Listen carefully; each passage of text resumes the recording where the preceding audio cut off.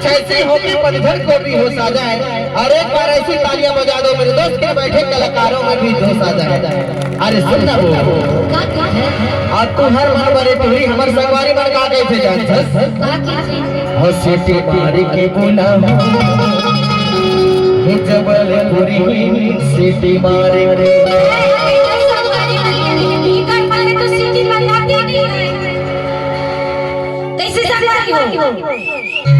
क्या हमार भैया मतलब हम रोज समझते थे से तो के हे सिटी मार के बैठा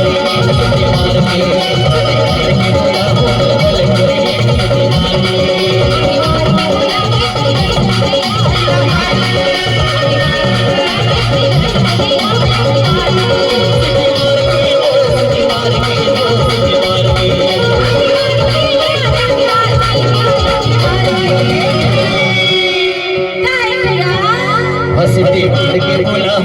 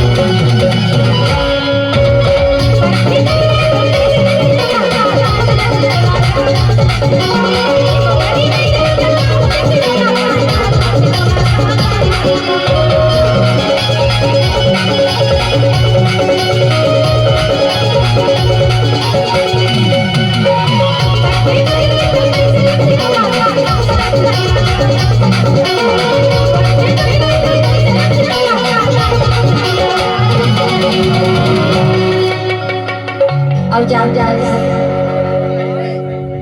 अरे कहाँ आवाज़ मार के बुला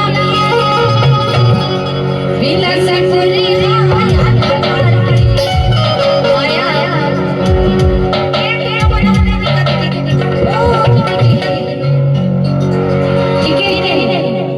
कैसे दबा